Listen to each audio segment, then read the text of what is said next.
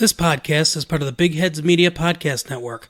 Go to bigheadsmedia.com for more great podcasts. Hello, Cardinal fans. Welcome to the post-trade deadline 2021 episode of the St. Louis Cardinals Unrestricted podcast. This is your host, Christian May-Suzuki, and man, I wish I could tell you that the Cardinals were in a good place.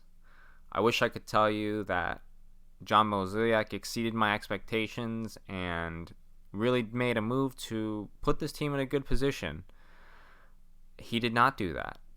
In fact, he probably went below my expectations. I didn't think that he'd make a move at all.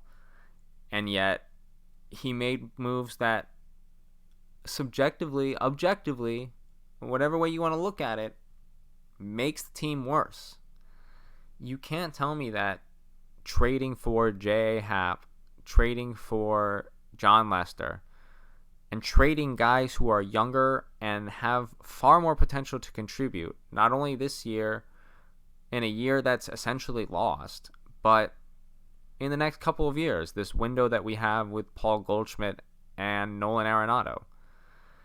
And you get rid of them for really old fossils, even guys who can't really succeed at the major league level anymore, who haven't had the results, who haven't shown metrically that they have the stuff anymore to compete.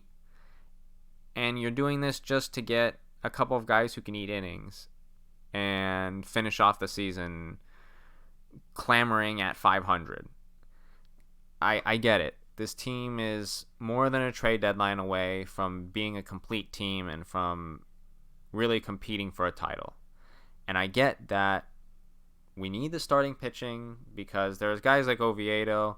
You know, that was a very tough start for him. The fact that he was sort of thrust in, it was tough for him, and we knew that he wasn't ready. So having guys that can fill in innings and can eat the innings essentially and actually get us through the season, it's welcome. But just think about the perspective, think about the words I'm using, is getting through the season. It's not playing out the season, not trying to be anything, trying to be better.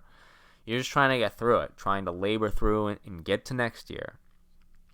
And the first year having Nolan Arenado alongside Paul Goldschmidt, that's not a very good place to be. And not only that, you traded guys who are much younger, one of which who has contributed at a major league level for several years, and another who is a young outfielder who still had an opportunity to recorrect himself and potentially be a contributor. And you trade them for guys who will last maybe half a season, who, if are re-signed, I would be incredibly upset about, barring some miraculous turnaround, because they haven't shown through results, they're old, and that's just not what the Cardinals should be looking for. Sure, getting one guy to eat up some innings, fine. But do we really have to trade a proven player like John Gant, young prospect who is actually seen Major League field and has been on the Major League roster, been good enough to be on the Major League roster consistently in Lane Thomas? Do we really have to trade such high value and then give up another prospect for these two guys who are objectively of lower value? It's frustrating, and I get that. Mozeliak, he really needed to fill in that spot because, as I mentioned, Oviedo being thrust into the spot that he was thrust into, and the way that he struggled, it was clear that he still needed some seasoning in AAA. There's been plenty of stuff talking about this year how the gap between the majors and AAA is as big as it's ever been. It was clear that he just wasn't ready. So I get having that starter. I get it. but you get Wade LeBlanc. You hopefully get Michaelis back. You get Jack Flaherty back. You have a lot of guys now that you're working with, and a lot of those guys are just one-shot deals. You're focusing a lot of energy on this one season, considering this season is pretty much lost in terms of trying to compete for a title. We're floating on 500. We're struggling against bad teams. We're relying on beating the Pirates and then losing to the Pirates while we're relying on beating them. It's been a frustrating year. It's been a tough year, and the team really just needs to look towards the window that we have with Arenado and Goldschmidt. And that is not what John Mozeliak did. And it goes to question whether or not he is aged out of his position. As great of a guy as Tony La Russa was, for example, I think a lot of people can argue that he has sort of aged out of his position.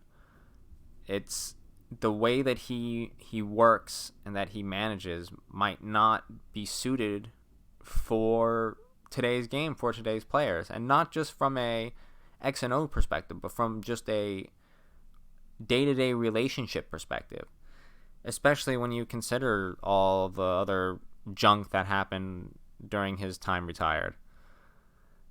It's not a detraction of what they've done to say that someone's style has aged out of this evolving game. Baseball has evolved an incredible amount, and with that, approaches have changed and mindsets have changed. And if John Mozeliak is struggling to keep up with that, it's not an insult to say that that's happening and he should be fired. In the same way that, to go a little off topic, in the same way that it's not a shame to accept that you cracked under pressure in a certain sport. It's okay to accept that. It's human. We're not all perfect. And if John Mozeliak is not suited to be in charge, then just get rid of him at this point, or make him like a special advisor. At some point, the results have to translate, because look, I get that he made those big moves for Arenado and for Goldschmidt, and that's to be commended for sure. But you got to make the little moves too. You got to make the tiny moves, and you got to see the diamonds in the rough that really complete a team. And that has not happened at all. You let guys like Colton Wong go, and you keep Paul DeJong. It's just, stuff like that is just not good. The way that Kninsner has been handled, again, not good. And, sure, that's maybe a bit on Mike Schultz as well, but just the way that the little things have been handled, the way that the smaller moves have been done, and the way that the team has been constructed, and the potential of what it could have been, if not for being hung up on guys like Dexter Fowler or having too much faith in guys like Paul DeJong. It's a symptom of an outdated perspective. And look, you would have to be ridiculous not to want to trade for Goldschmidt and Arenado. That's not necessarily genius scouting, great talent management, or anything like that. That's something that, if given the opportunity to do, a lot of people will be able to do. But it's about the little guys, finding the right little guys and the right complementary pieces around them, and signing the right pitchers around them, and judging the right talent, building a bullpen. And there have been some success in some areas, but as a whole, when it comes to those little moves, he has not done the best job in the world. Like Chasen Shreve? Really? Ugh. I can't, you look at, Ozuna. Obviously, that ends up being a good deal because we get a decent return on that. in a good, we get a solid reliever, and Ozuna ends up being a little bit troubled and gets suspended a few years down the road. So, hey, theoretically that's a win. But when you really go down and you look at how the team has been constructed through the Matheny era and even a little bit towards the end of the La Russa era, there's a lot of lacking of those little pieces, of those little cogs that really make a team turn. And that's especially prevalent now when we really don't have the guys like the Matt Hollidays who were mainstay solid offensive producers. And we don't have those, the Adam Wainwright who has been like a solid top of the rotation guy. We don't have that closer who can be like a solid, and I mean, yes, we've had the issue for a while, but these are pieces that are necessary for a complete team. And when you don't have them, the other flaws really start to show. And I think that's part of what's happening with the Cardinals. Their flaws are being magnified by some of these injuries, in particular the fact that they don't have a top of the rotation guy because Flaherty has been hurt, and because Wainwright is old and he's good, but he's not quite that. The fact that the bullpen has been kind of shaky, the fact that there's just no depth off the bench because in part you're holding on to a guy like Matt Carpenter. It's tough. I don't really know how to fix it at this point through a single trade, because that's not happening. It's going to take some time. It's going to take some development. It's going to take Jack Flaherty getting healthy. Hopefully Miles Michaelis getting healthy, which again is another deal from Mozeliak that is not turning out to look very good. Again, complimentary guys are being overpaid, and not only that, aren't necessarily panning out. That's just an example. So, no, John Mozeliak is not getting fired. But I think that for the first time, even the staunchest of defenders, even the unemotional, because I'm certainly emotional about Mozeliak and just the way that the team has come together in the last couple of years. It's time to really think about perhaps making a change. And I don't think that that's a slight to Mozeliak. I think that he's done a great job as a whole. His tenure has been great. They've made the team a lot of money. They've brought on some good faces. They've won rings. They've done good stuff. But all good things must come to an end. Nothing lasts forever. And John Mozeliak's golden touch, or whatever you want to call it, his skills and his tenure as a elite general manager or president of baseball operations, or leader or head of a baseball operation, that might be coming to an end, because not just like subjectively, objectively, these were bad trades when it comes to trying to get the St. Louis Cardinals to winning a championship in the future, or at least with this window of Arenado and Goldschmidt, because this does nothing besides protect Oviedo, and that's fine. But if you're gonna do that, just you get one of these guys and you trade someone who's not that valuable, because those guys aren't that valuable. They're guys that, if anything, those teams want to get rid of. So why give up a guy like John Gant, who has produced at a pretty above average level, if not good level? Why give that up for John Lester, J.A. Happ, 6 ERA, 7 ERA, 8 ERA? I just don't. There is no justification. There is no justification for doing that much just for this year. And that's the frustrating part. Now, another frustrating part in this segment really quickly, I just want to touch on what John Mozeliak said about, or didn't say about, Andrew Knizner. When discussing the future of catcher, Mozeliak did not mention Knizner. He mentioned Ivan Herrera, which is fine if Knizner wasn't the guy who's next up on the list, who has basically been the guy since the Cardinals traded Carson Kelly for Paul Goldschmidt, and now suddenly he's just totally forgot about by John Mozeliak simply because of the way that Yadi has been handled.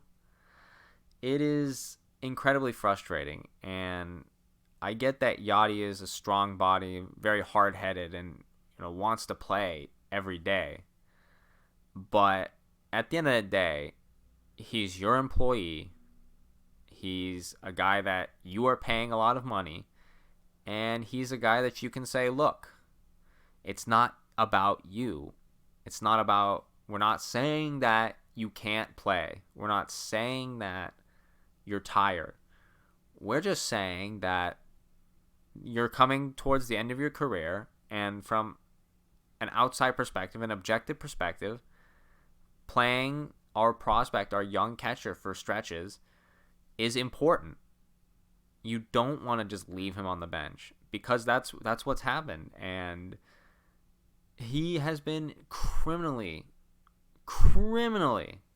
underdeveloped. Just his track has just been absolutely destroyed by the way that Yadi Molina has been handled. And part of that is on Mozeliak. Part of that is on Schilt. Part of that is on Yadi. And, there's a lot of blame to go around. But it is just another thing on the list of stuff that John Mozeliak has failed at in recent years. Things like quarreling with Tommy Pham over a treadmill. Really? Really? It's just, that's just the kind of stuff that it makes you feel like you're just not in the right age. That's not something that you should be doing. You're exerting your authority as GM over a freaking treadmill, but you're going to just sit here and let Yadier Molina dictate Andrew Knizner's development. I don't understand how those two things correlate into being a good general manager, because they don't. And a lot of what we say about Mozeliak does come from some of his trades, but it also comes a lot from what he's done in the past and not so much what he's done now. And like I said, that's totally fine, but we can't hold him on this pedestal of not being able to do anything wrong, or at least the Cardinals can't, because obviously the fans have most certainly have not done that. But as an organization, I think even you can't tell me, even from an objective perspective, that this is a good idea, that what they did was smart. And it really could be, in fact, the first time that you take a look at this team. You have the two really good players, but you're 500. You have made these moves that were focused on this year, and now you're entering next year, 2022. If we don't see a lot of improvement, this team is going to be very much the same. Even with a healthy Jack Flaherty, even with guys who are back, you're not sure about Yadier Molina, so he either continues to struggle at the plate, or you have Knizner come in, and as we mentioned, who knows how he's going to do, because he hasn't really been able to play. He's been sitting on the bench. Or you have Herrera come in, who hasn't played any major league games, so you don't really know how that's going to go. And there's just not enough firepower to really compete with a team like the Dodgers. And I get that's a bit unfair, but at the end of the day, that's what you're working with, and you don't have to necessarily go toe for toe, dollar for dollar with them. But you got to have a team that's at least, you can at least expect, okay, similar to the 06 Cardinals. They didn't have the greatest team talent wise. They didn't have the largest win total. Obviously, they were at that point the lowest win total of any World Series winner ever. But that was a team that had enough talent that you knew if they got in the playoffs that they could do something similar to 2011. That team was very talented, and while they struggled and they got into the postseason on the collapse, the collapse and the last day, that crazy last day, that team, you knew if they made it that there was a real shot, that they had the talent to make some noise. This team, you know that it just does not have it. There are just too many holes, too many issues, not enough star power. It's not quite there yet, and we needed to get there soon, or again, you really have to start looking at Mozeliak. And I'm just removing, and this is me removing myself, my own emotional perspective, because if we're going to be real, I've thought Mozeliak should have been canned a long time ago. So I'm not even going to get into that. But from an objective perspective, from an outside perspective, even fans of outside teams, there is no questioning that there is an issue with this deal, that anyone looking at this is wondering what the Cardinals are doing. And that's not a good sign. That's the sign that that's what people thought of Colorado when they traded Nolan Arenado. And obviously that is not a very happy place right now. We don't want to get to that point before Mozeliak is gone. We want to get rid, if that becomes an issue, we want to get rid of it before it festers. And little signs like this, little signs like, again, bickering over a treadmill, it's a sign that, objectively speaking, that it's not out of reason to think that it's time for John Mozeliak to be fired. And it's frustrating. It really is, because, as I've said, I've thought that he's needed to been fired for quite some time. There has just been a lack of proactivity in the trade deadline, and there has just been, as I said, a lack of the smaller moves. And these other bigger moves, admittedly, there are some of these moves that I myself was totally in favor for, that I was excited about, and they didn't work out. Things like Greg Holland in particular was one that I was incredibly excited for, and I was very, very happy that he made that move. It didn't quite work out, and that's tough, and that's unfortunate. That's not necessarily something that should be held against Mozeliak, because that was a good decision. That was something that you could put your hat behind as a fan, as someone watching the team. There was a path of logic. There was a train of reason. And I don't think anyone could have expected the monumental collapse. I don't think anyone really understood the effects that not having the training camp or the spring training would have on him. So it's tough to really use hindsight as a way to blame Mozeliak on that. But when you're talking about giving up on talent and not playing talent, and then when you're talking about this trade, there is no real justification. And then when you're talking about the way that Knizner has been handled, there is no real justification for that. So what are we looking at now? Well, going back to what I was thinking in terms of trading for Jose Barrios. Yes, he did get traded for, but the price was pretty incredible. Even for my perspective. Now, the Cardinals, basically the equivalent to what the Cardinals would, it basically is very similar to a Liberatore Gorman type of package. Do I think that that's worth it? Maybe. Look, I am big on prospects, but I'm also even bigger on young guys that have proven that they can play at the major league level. And Barrios is still a young guy, and he's proven that he can play at the major league level. And it's not outside of, again, it's not outside of the realm of reason where you could communicate with him and you could work out an agreement that you'd get an extension.